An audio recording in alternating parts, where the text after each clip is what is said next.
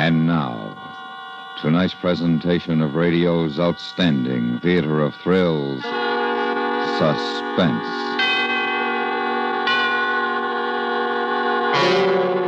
Tonight, we bring you a transcribed story of a convict ship and a bargain that ended in death. We call it A Sleeping Draft. So now, starring Ben Wright with Abraham Sofair, here is tonight's suspense play, A Sleeping Draft.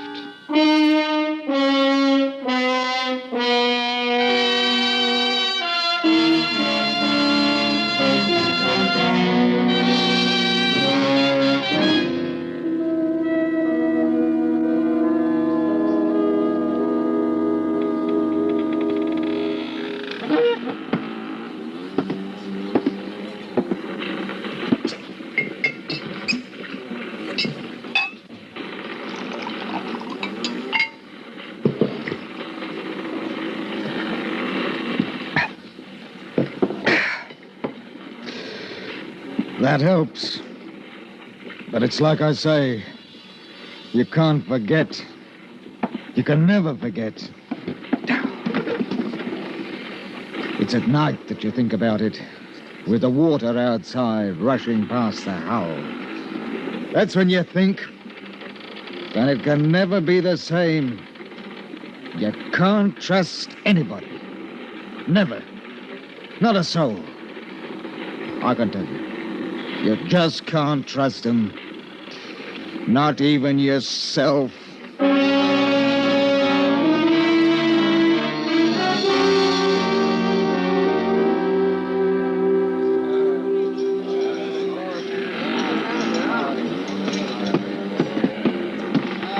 What is it, mister? Mr. Finch says he's ready to board, sir. Oh, he is, eh? All right, I'm not stopping him. Sir, he insists on bringing them aboard one at a time. What? Does he think I'm going to miss the tide? There's over 400 of them. It'll take hours. That's what I said, sir. Mr. Finch, come aboard if you please. I'm sorry, sir. I should have resigned. Stinking, filthy, poor devil cargo. Everything high cockalorum, Captain? No, everything is not high cockalorum. What in blazes do you mean ordering my mate about? Oh, no offence intended, none taken, I hope. I want those scurvy wretches aboard now. All of them. Put them below and we'll weigh anchor. One at a time, sir. One at a time. We got to search them, you know. Why didn't you do that before you took them out of jail? Oh, you'll be surprised what those swine can pick up between jail and the docks. We got to search them one at a time. Oh, they're murdering devils, every last one of them, and that's a fact. The convicts came aboard one by one. I watched them. They were going from London to a land they'd never seen. A colony had bought them. Australia. 400. The sweepings and scrapings sorted out from the muck of the jails, with Finch in charge of them. I've carried dirty cargoes. Dyewood, for instance, crawling with scorpions and spiders, not to mention snakes. Then there's cattle. But this... weeks and months at sea with a human cargo would as soon cut your throat as spit. What made it worse was I felt sorry for the poor beggars. I watched them come aboard until there were two left. Name? Wilkes. Search him. Hey, now, take your bleeding hands off me. I ain't got nothing. Ain't just stole me last Now, farthing. shut your jaw. That's enough, Finch. I won't have the cat used on my ship. I got enough of it where they're going. Oh, you are a trusting soul, you are, Captain. Ah! How'd you like that between your ribs, Captain?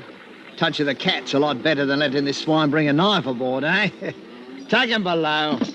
I don't know how they do it. So help me, I don't know. You got to watch him for them, no? Next! Right. Oh, here's a terror. Look at the size of him, eh? Dangerous swine. 3 murders in Australia. Escaped. He's in for it when he gets back. Name? Abbey. Jonathan Abbey. Abbey. Well, a gentleman in chains. I am sorry, your worship. Forgive us for daring to lay hands on your highness. I'm sure as how you've been wrongly accused. That's enough, Finch. Search him, take him below. I want Mr. Jonathan Abbey shackled. He's a prize, he is. We mustn't let anything happen to him.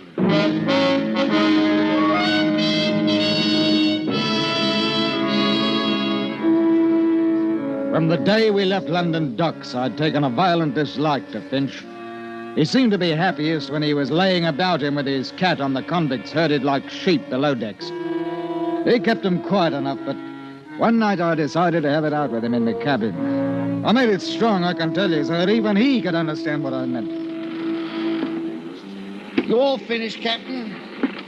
All right. Now you hear me out. They're a bad lot. 400 of them. All bound for Australia. They don't want to go. You follow me? Now, there's that bloke, Abbey. Soon as we touch Sydney, the game's up for him. They'll hang him, sure. That doesn't mean that you have the right to make life even worse for him here. No. We find out what you think we'll be. What would you do if you was down there? I'll tell you. You'd get hold of this ship, that's what you'd do, and it'd be easy. They're locked in. We've got a guard. You don't know them like I do. There's another thing. When I searched them, there was 1 to 5 sovereigns stowed away on every man, earned or stolen. That'll come to over £1,000 by my figures. They're entitled to that money. It's little enough to take to a wild country. It's truth. But there's them down there what'd slit the gullet of any man for a shilling. And you asked me to be dainty with them. Ha! That's the way he talked to me. And I can tell you that I didn't feel easy anymore. I did something I hadn't done for a long time. I broke out 2 pistols from ship's stores and kept them under my pillow.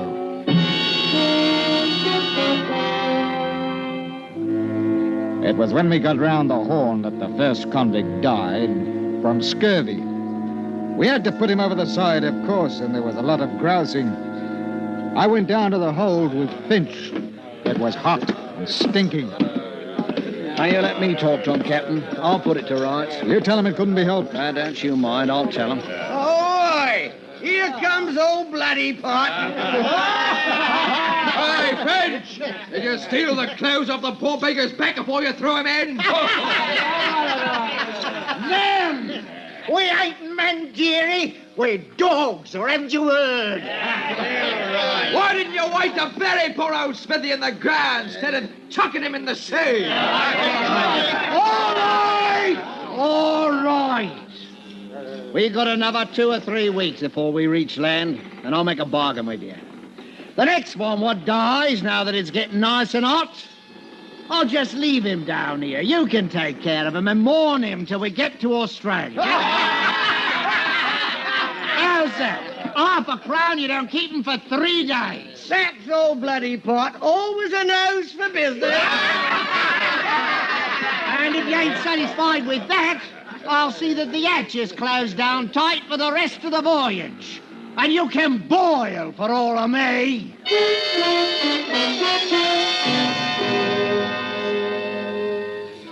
That seemed to settle it for a time. I began to see that in spite of Finch's hardness with him, the prisoners knew he was master and behaved themselves. That is, most of them did. But there were others. And that's what began the trouble. We were 2 days out of the Cook Islands when it happened. Yes? Captain, there's a man on deck. We brought him up from below. It's horrible. What happened? One of the convicts, sir. Oh? Fight? Yes, sir.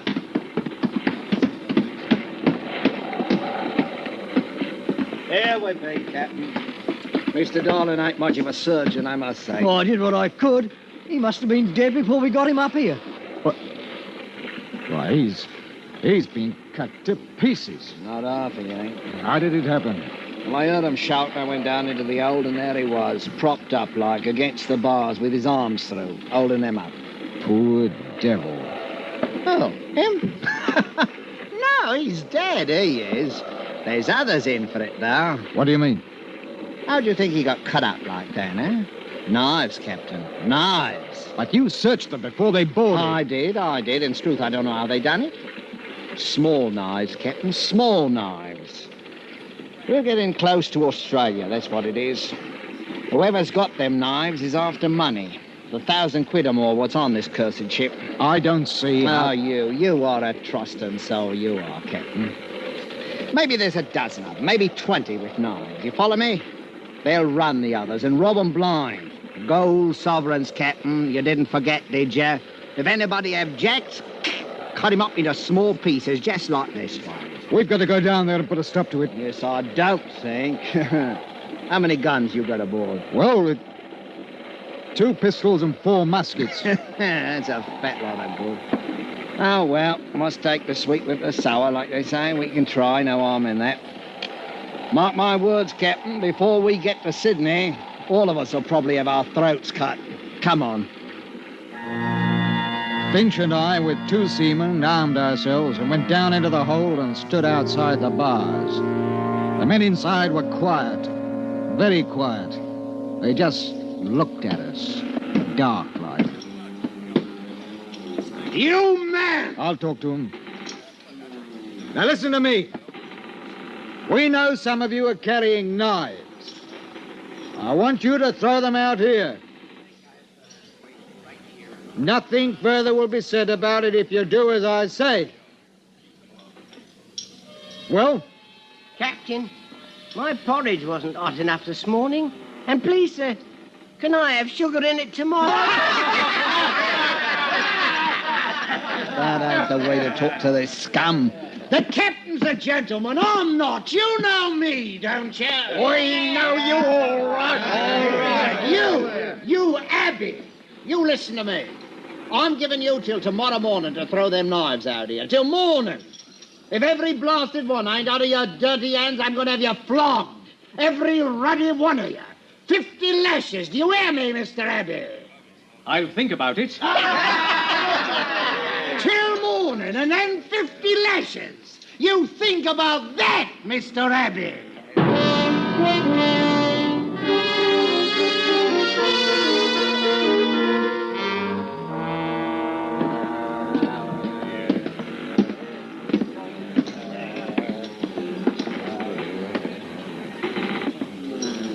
Good morning, Captain dear, and Mr. Finch. You filthy scum. Where's them knives? Where they'll do the most good. All right. I've given you a chance. I've played fair now. Mr. Finch, sir, may I have a word with you? Ah, come to your senses, then, yeah? Bend closer to the bars, 'cause what I gotta say, I gotta whisper. Well, what is it? What is it? It goes like this.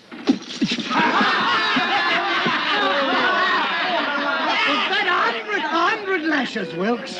I'll take you first and handle the cat myself. Oh, no, sir. Why not take him first? He won't feel it like I will.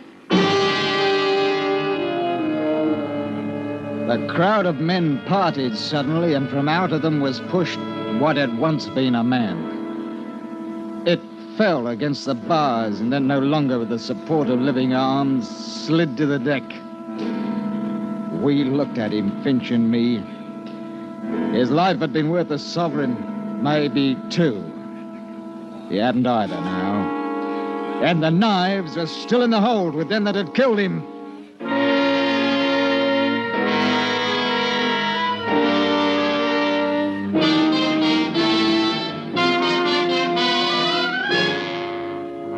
You are listening to A Sleeping Draft, tonight's presentation on radio's outstanding theater of thrills, Suspense.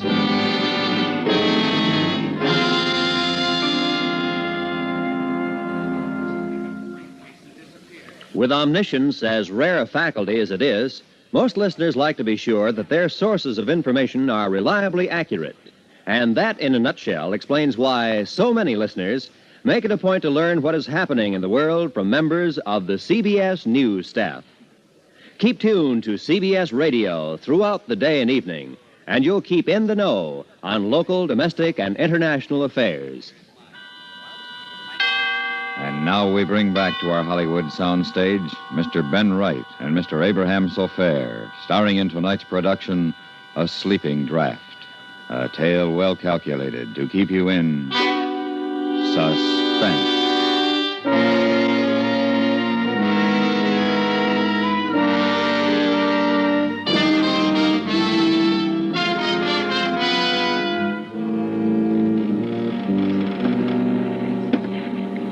As I sees it, we got to have a council of war, in a manner of speaking, Captain. I'll tell you one thing, Mr. Finch.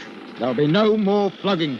Oh, I can see you are the sharper, you are. Now, that's right. That's right. It's too dangerous. We ain't armed for it, and they're in a nasty mood. We got to be artful, same as they. I wish we could spill the whole lot of them overboard. Want to lose your contract for carrying? Not bloody likely. Listen here. I'll get them knives. How?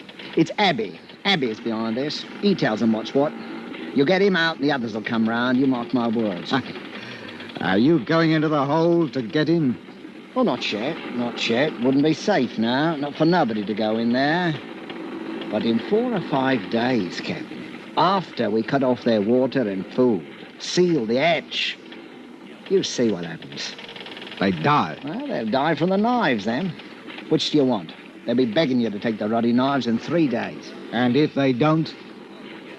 We tell them to hand over Abby to us, that he's the one to blame for their misfortune. That'll do it. All right. If that's the only way, I'll give the order. Yeah, but not just yet, Captain. Not just yet. We'll let them sit down there and wonder, huh? Wonder what we're going to do about it. Some of them may get nervous. We'll let them wonder a bit.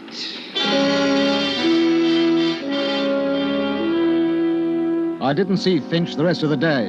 The barometer had fallen suddenly, and with it came a storm. I can tell you I had my hands full for the next 24 hours. There was no time to worry about what was going on in the hold of the ship, but I didn't think they'd have much stomach for knifing each other and killing. Next morning at breakfast, Finch didn't turn up. He didn't turn up at all. We searched the whole ship. And then I went down into the hold, and that's where he was. And he hadn't died quickly. Someone had held him against the bars, and the others had... He hadn't died quickly. Present for you, Captain. Who did this? Who did it? I wouldn't waste sleep mourning him, Captain. He was a bully. No better than us, except that he was outside. Abby, I thought you were shackled. I was, but Mr. Finch kindly supplied the key to unfasten me. Oh, you're going to pay for this. All of you! Where are those knives? In here, Captain. Want to come in and get them? You pay for this? You're repeating yourself, Captain. Good morning. The blasted convict had dismissed me, like I was a clerk in an office. And there wasn't anything I could do about it. With Finch out of the way, they knew I was an easy mark. It was the nights that got on my nerves.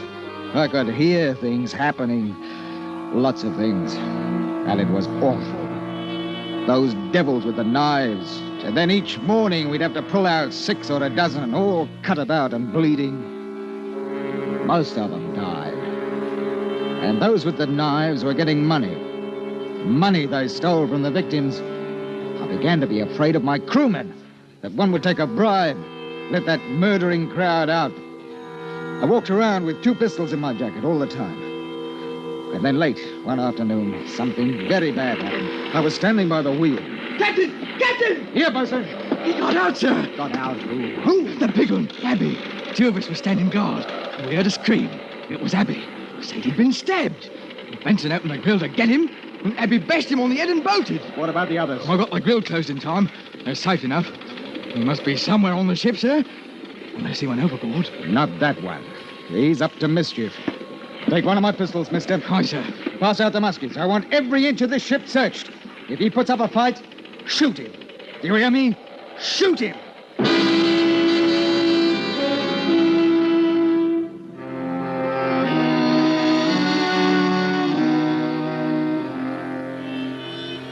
The night comes quickly in southern parts. Did you ever try to search a ship at night with lanterns? It's not easy. Too many shadows, too many sounds, which could be rats or a murderer who's bigger than what you are and could choke your life out in half a minute. We couldn't find him, but he was somewhere aboard, waiting his time. And because we were short-handed, what with the crew searching, I stood a watch and I thought about Abby, the man whom Finch said had committed 3 murders in Australia.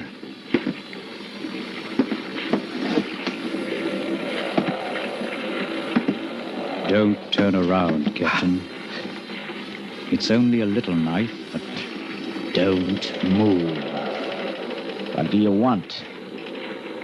Talk. I've nothing to say to the likes of you. That may be. But I've an offer to make you. You know what I'm in for when we reach Sydney. Finch told me. I've no pity for you. I'm not asking for pity. I've an offer to make. Huh? The men below are planning to take the ship. I don't think they've got a chance, but they'll be killing. Those that have got the knives have got the money, too. It's £1,200. I'm aware of that, mister. I can get the knives for you. Ah? All I want is a chance to get away before the ship docks. How do I know it isn't a trick? Turn around, Captain. Here, my knife. Will that convince you? You must have a pistol. You can shoot me if you want. What makes you think that you can get the knives away from me? I can. That's all you need to know. I couldn't help you openly, you know that. You were put aboard as a murderer. You're in my charge, and it's my job to turn you over to the police as soon as we arrive. Then? If you could get the knives, though, I might be able to give you a chance to clear out. That's all I want. A chance. All right. I must have a pistol. What? A pistol. You take me for a fool? No, it's the only way to get the knives. Yes, I'll give you this pistol and you shoot me down. Not likely. If I'd wanted to do that, Captain, I'd have cut your throat 2 minutes ago. Yes. But you're a murderer. I know. No, you can't have it. It's either them or your ship, and probably your life. Well? You talk like a gentleman, but suppose you want my pistol so that you can free them. You just have to trust me, as I trust you, to give me a chance to get away. Take it. Here. What about the guards below? They'll shoot. I'll take you down. I'll say I caught you. How do I get out again when I've got the knives? Send word that you want to see me. All right. Captain, I'm trusting you now. I want that chance to get away. We'll talk about that if you get the knives. I'll take you below now and come back tomorrow.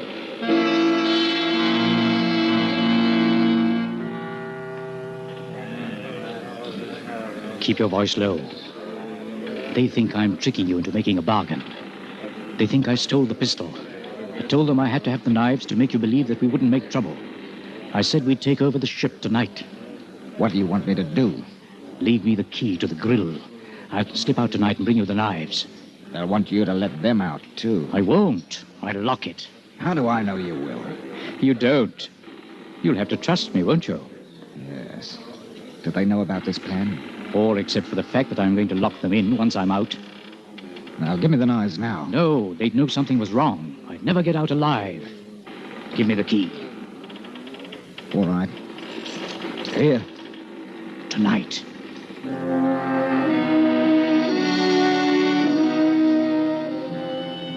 I waited. And I can tell you I didn't like it. The wind came up a bit, and I knew that before sunrise we'd be in Sydney. That is, if I could trust a murderer. At 10 o'clock that night, there was a tap on my cabin door. One of your crew nearly caught me coming down here. I've kept my side of the bargain. Oh, you needn't worry. The knives are all there. Here's your pistol. No. You may need it. Oh, thanks. Now, how do I get away? We'll be in port in about 6 hours if the wind holds. You stay aft in the longboat. Mm-hmm. When you hear the anchor go, drop over the side and swim for it. Very well. I'll try to anchor as close to land as possible before I take her in. If I can land without being seen, I've got some friends who'll hide me. Yes, well, I don't want to know about it. Just remember, when the anchor's let go, that's your signal. Thank you, Captain. I trust you. I'd like to shake hands with you. I took the hand of the murderer, and we shook hands like old friends. And then he was gone.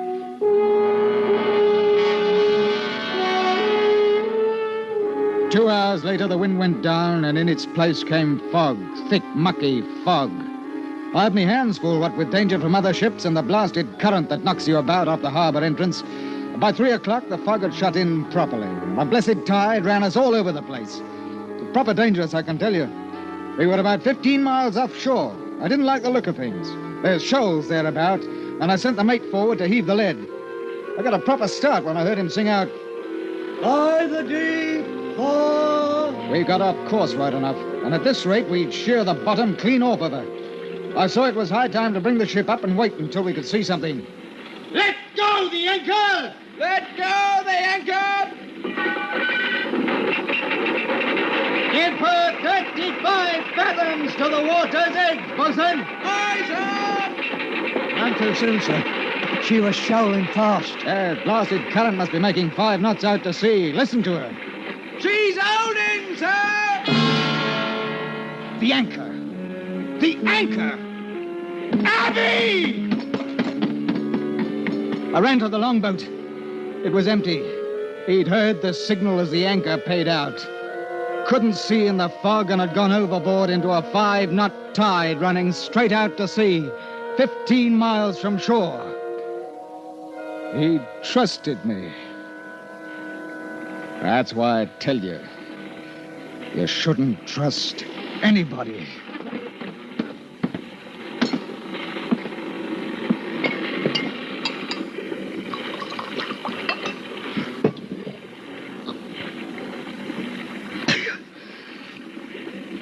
Sometimes it's hard sleeping at night. When you hear the water outside, you think. That's when it's hard to sleep.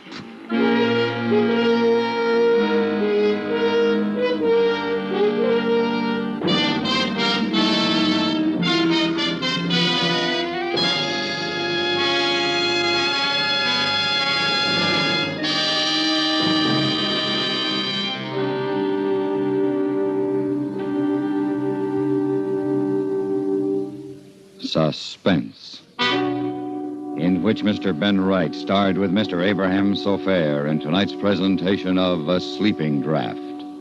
Be sure to listen again next week when we bring you another presentation of radio's outstanding theater of thrills, Suspense.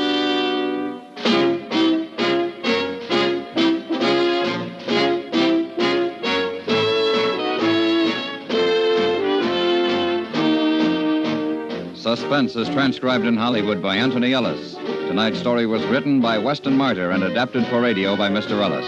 The music was composed by Rene Garrigank and conducted by Wilbur Hatch. Featured in the cast were Abraham Sofair, Eric Snowden, Hans Conried, Charlie Lung, Stan Jones, and Raymond Lawrence. Got money to burn? Well, neither has Uncle Sam. The nation cannot afford to let precious timber go up in smoke.